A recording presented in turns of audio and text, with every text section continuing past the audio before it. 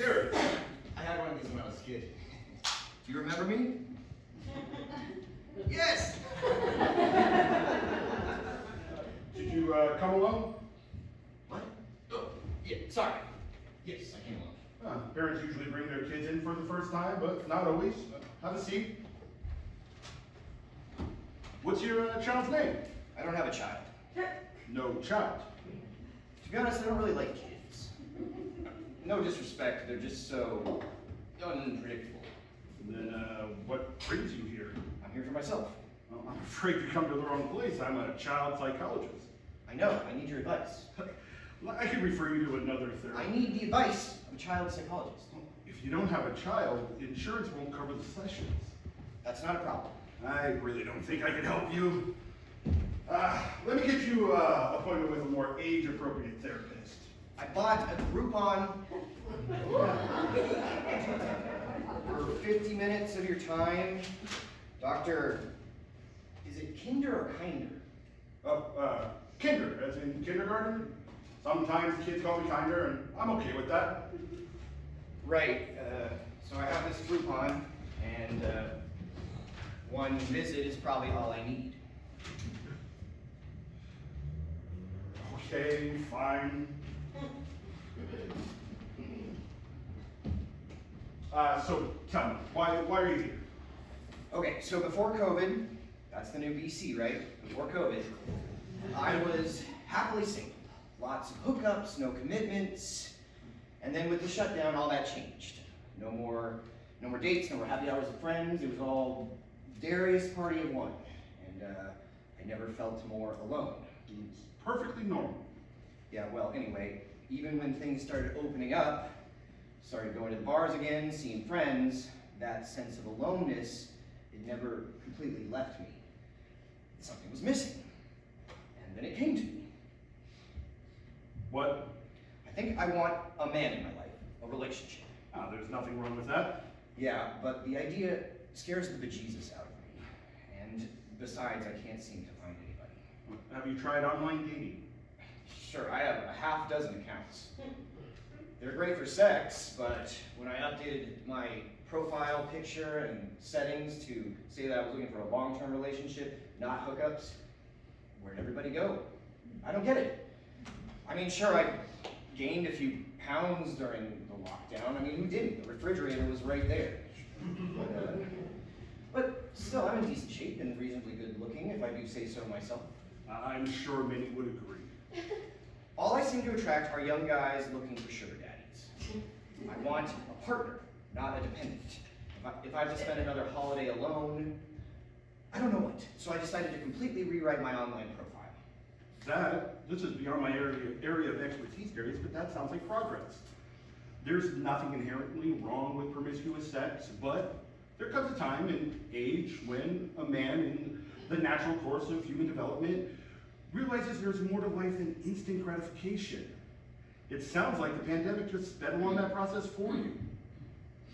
Did you know that you can buy a fake person on the internet for $2.99? A lifelike composite image of a person, tailored to your preferences, age, race, body type. And if you're willing to spend a bit more, you can have them talk, thanks to the miracle of AI. But I don't want to buy someone, even a fake someone. Why should I? I've never even paid for sex. And Rodney, he's my drinking buddy, he says I'm a real catch. I'm trustworthy, loyal, friendly, courteous, kind. Kind a good Boy Scout. I was, when I was 12. I quit when our scoutmaster stepped up to the urinal next to mine and made a shameless display of himself. But that's another story for another time. And another therapist. Look, I have a colleague who specializes working with clients who've experienced sexual abuse. That's not why I'm here. I'm here because I'm sick and tired, mostly tired of being alone. And yet I'm terrified of being tied down, at least in the figurative sense. I don't know how I would survive the loneliness of another sheltering place if, God forbid, it came to that again. Understandable, but Why come to a child psychologist for help? Wouldn't a therapist who specializes in gay issues make more sense? What's that supposed to be? I'm just saying, as a single gay man, you You may want think to that talk. loneliness is a gay issue? Is that what you're I'm sorry, no, loneliness is a human reaction to isolation. You've treated kids with imaginary friends, right? I have many. Nearly 65% of the children in this nation will have an imaginary friend at some point during childhood. But that's not usually why they're brought in to see You've me. even published articles on the subject, right? Correct. I find the phenomenon fascinating. But why do you ask? Okay, so, a few weeks ago, I was struggling to rewrite my online profile. I was trying to be honest about what I'm looking for and what I have to offer. It's ironic. Every day at work, I'm crafting material to promote other people's ideas, but I couldn't come up with the words to promote myself. Anyway, I managed to crank out a rough draft, saved it, and then went to bed. The next morning I came down, fixed myself coffee, sat down to edit the thing, and that's when I met Leon. Just like that. You posted and you met I someone. never posted it, but there on the screen, below my draft profile, was a message from a guy named Leon. I don't get it. Was your account hacked? No, I wasn't even online. Then how did they? I think I'm developing an imaginary boyfriend.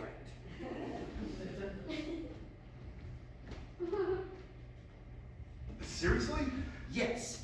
Do you think that's a problem? Because, frankly, I kind of like the idea. A relationship with no drama. Imagine that. It could be problematic for your family and friends. They might find it a bit strange and worrisome. They don't have to know. Nobody has to know. Do you think I'm crazy? It's not unheard of for adults to have imaginary friends, especially writers. Sometimes they have a difficulty parting ways with their characters. You're a writer, correct? Yes, but not fiction. I create blog content for thought leaders and influencers. That sounds like fiction to me. So, what, you're a ghostwriter? I suppose you could say that. Tell me, Darius, do you have a history of sleepwalking? Look, I know what you're thinking, and no. No history of sleepwalking, and no recollection of having written or ghostwritten Leon's message. But, assuming I did write it, I mean, what other explanation can there be? I've decided I want to see where this might lead. I mean, maybe I'm getting ahead of myself. But maybe this thing between Leon and I could turn into something more than a friendship. What do you think? Signs point to yes. It's a toy. Okay. My question for you is this. How do kids do it? How do kids convince themselves that figments of their imagination are real? They don't. Children know their imaginary friends aren't real, they just make themselves believe in them. That's what the term make-believe means. And besides, unlike you, they don't decide to have an imaginary friend. It just happens. Boyfriend. I want an imaginary Sure. boyfriend. Sure. You should hear the things he said.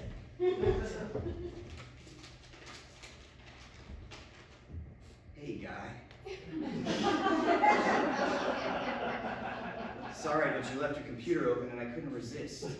I was totally charmed by your obvious struggle to be honest and sincere. I hope you don't mind. And I hope you don't post this profile until we have a chance to meet. I think we have a lot in common, or could. Feels like I already know you, but actually I don't even know your name. I'm Leon. I can be anybody you want. And that was it? Just the one message? We've gone back and forth a couple times. Incredibly handsome. Kind of hard to believe he's into me. Leon is a vegan nutritionist and a personal trainer. High-end clients all across the country. There's even a rich guy in Rome who flies him out a couple times each year, puts him up in his villa for a week. I see, and that wouldn't or doesn't bother you? Why should it? If things get serious, some time apart now and again would probably be good for us. My older friends say they're still together because they take time apart.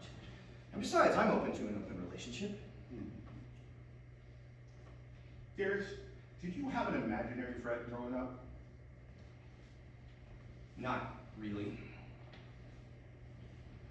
Okay, one, when I was 5, he was a peanut.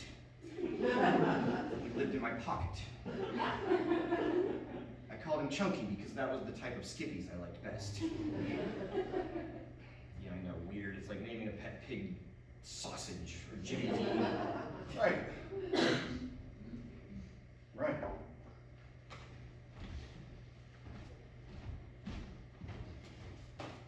Look, you still have time on the clock, but unless you have any more questions for me, that's about all I have to offer. The key is believing, even when you know it's not real. Well, that can't be too difficult. Lots of people do that, believe in things with no basis in fact. Well, good luck. I hope you find what you're looking for. Thanks. Excuse me, Darius? Yeah. The 8-ball. Okay. Right. Say, would you consider, how's about letting me keep this in compensation for unused minutes? The kids like it. It calms them down. You could buy one online for under $10. Yeah, but this one seems to like me. Do you want to come home with me? Without a doubt. Fine, take it. Really? Leon's gonna love this. You sure I can't get you a referral? No, I'm good. You good? Yes, definitely. We're good. By the way, Darius, Yeah. whatever became of Chunky? He ghosted me. I looked in all the pockets of every pair of pants, every jacket. I turned them inside out. I hate peanuts. Okay. Best of luck to you.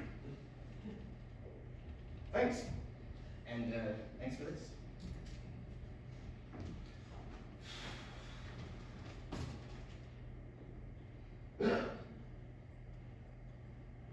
Hi, yeah, I'm gonna need you to order another 8-ball. You know what? Make that 2. All right, great.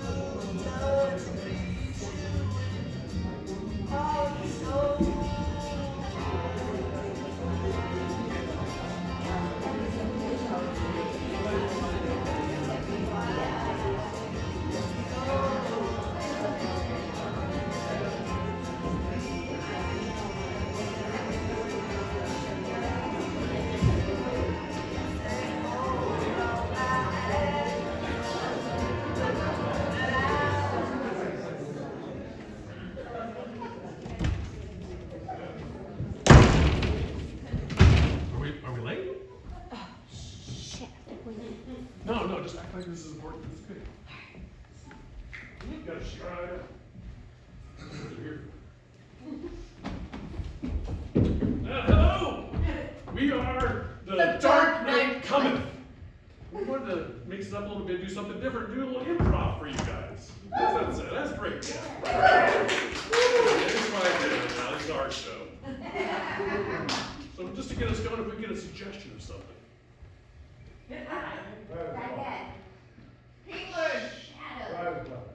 I heard writer's block.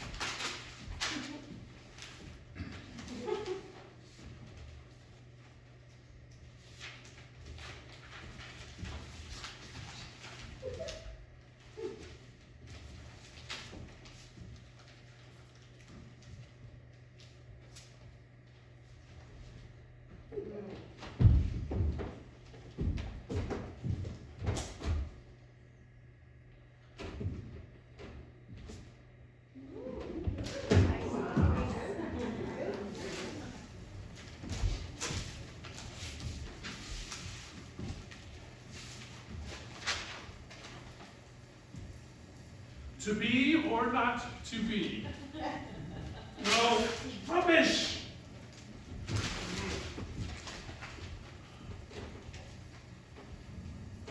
To kill. Yes. To kill or not to kill. That is the question. Whether it is nobler to the law to suffer the riddles and rhymes of outrageous function, or to take arms against a sea of penguins. All to opposing end then. To kill no more. And do we indeed say we end them with the heartache, 1,000 natural shocks that flesh is heir to? To the realization that justice finds that will. 'Tis bound to life, clutched on wings that sweep through the night. Or who but I to bear the screams and cries of society's woes left by and by must give us pause. The devil has two faces. Riddles are deliberate on man's last bane. Let thy penguins dance in thy pale moonlight, and find an ivy's poisonous kiss in vain. I shall subject these fiends to meet due cause and face society's pains. But to end one's being, to judge subject is my false place. Justice shall ring true as the night. The man cometh when darkest hour descends, and tonight bats shall fill the sky.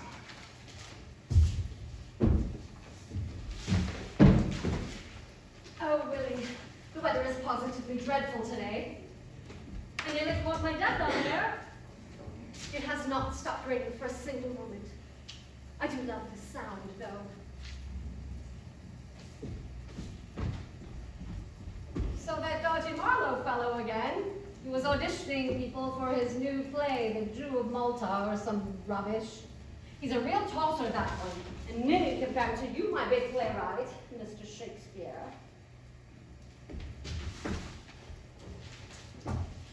Oh, Willie, for heaven's sake, why aren't the dishes done? One small thing I ask of you, but no help at all. Illya, are you listening to me? Hello? Curses, Willie, I'm talking to you. Oh, Anne, my muse, my love, you're home. I'm so happy. Actually, I've been home for quite some time, blabbering to myself. I did it, Anne. I finally did it. Did what exactly? My words, Anne. I found my words. I have my story. That's good, William. I'm very glad. But the dishes, why aren't they done? It's a love story, Anne. A beautiful love story about star-crossed lovers. He's a lord, and she comes from the streets. They are forbidden to love, but do so anyway. Very good, that's very lovely. I'm sure it's a beautiful story. But why couldn't you do the dishes? One small thing I ask of you, and I can't even get that. No help at all. You just sit here all day writing your little words. There's more to it than that.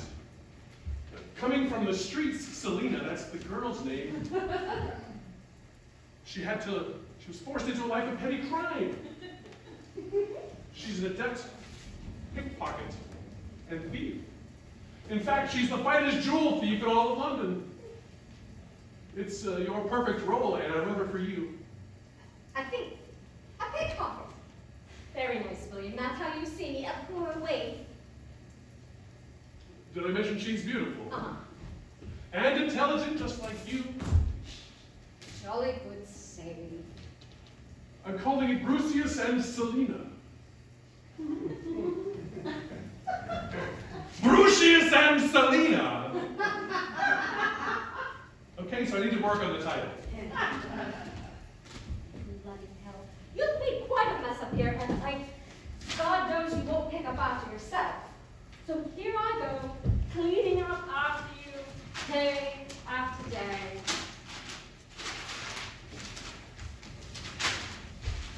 But I haven't told you the rest yet. I haven't told you about the main guy. Brucius, Lord of Weymouth Manor. He is quite rich. He inherited his money from his parents who died when Brucius was just a small boy.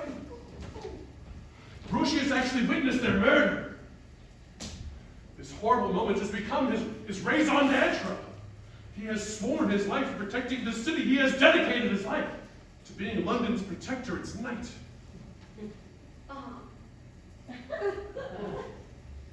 The real tragedy is he does all this in secrecy. Nobody knows it's actually Lord Brucius keeping them safe from the filth that inhabits London's streets. And by day, he's Brucius, Lord of Weymouth Manor. By night, he dons the armor of the Queen's Guard, with some modifications, of course. It's lighter, which lets him move in the shadows undetected. No helmet, just a mask that covers his face.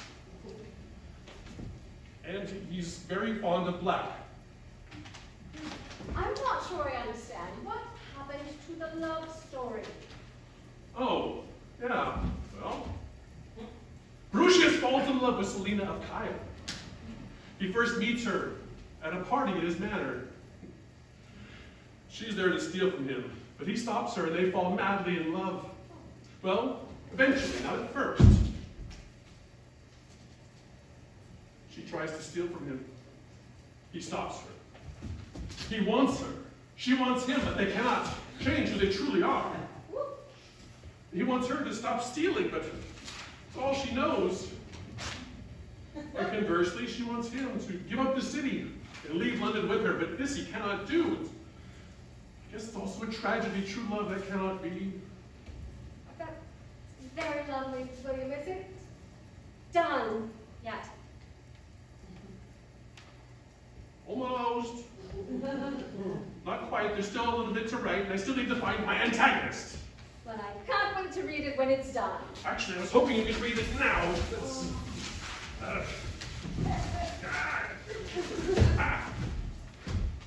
In this scene, Selina is trying to get Brucius to leave London with her.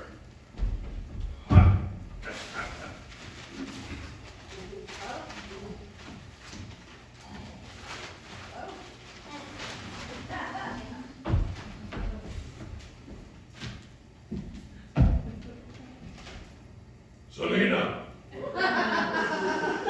wherefore hast thou summoned me? What was that? What was what? That voice. What?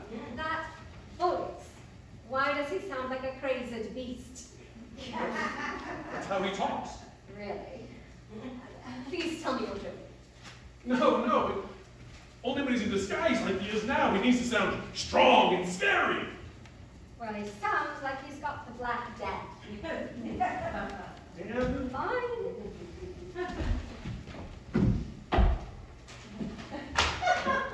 Selina, wherefore hast thou summoned me? Cometh with me, I will lead. What was that? I was just reading your play. She doesn't talk like that. Why not? I want it to sound strong and scary. And please.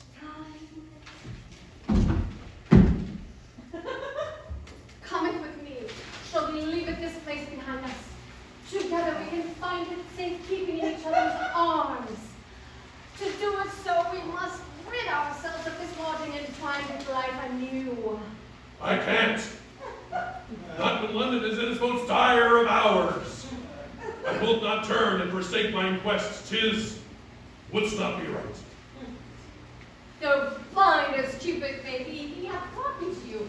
And can thou not find us a way to be still? I will forever share mine heart and mine bed, only with thou. But for anon, the night calls to me. London is mine home, and I am its protector. Thou wilt prepare. A storm is on the horizon. London will be besetted in its path. And what of thou? Wilt thou cower afraid, unable to face it what comes? I will adapt and find a haven. I do it beseech thou to goeth with me. Nay, 'tis not to be, not with a veil we sought. The people of London need remedy, will be cheek by jowl upon the hour the crux is exposed. But wherefore thee? What maketh thee different? I am the hero London needeth. You're a lord. Why must ye masquerade and hide in shadows? I am more than mere sir. Flesh and shadow combined. As man, flesh defines me. But in shadows, I am a symbol. A symbol of desire. Of power. I am the remedy of all that ails London. Beneath this mask and armor, I am a silent guardian. Watching from the shadows, protecting thy streets. I am the Dark Knight. Well, it's only a first draft. I'm still working. That was interesting. Yes, interesting. That's what every playwright hopes for. Silence. Followed by interesting. I still have a lot left to write, a lot of work to do. Well, I'll leave you to it then. I've got to check on the kids and make sure they're all right. William, did you remember to bring up the laundry? The clothes will be ruined out there. I must be mad as a bag of ferrets to think you'd help out around here. One small thing I ask of you. Just some help. Some help. My kingdom for some help! I'm leaving. Yes, love you too, dear. I swear, I must be daft as a bush to think for once you'd stop clowning around up here and, oh, forget it. Wait, what did you say? Clowning around? Yes, a clown.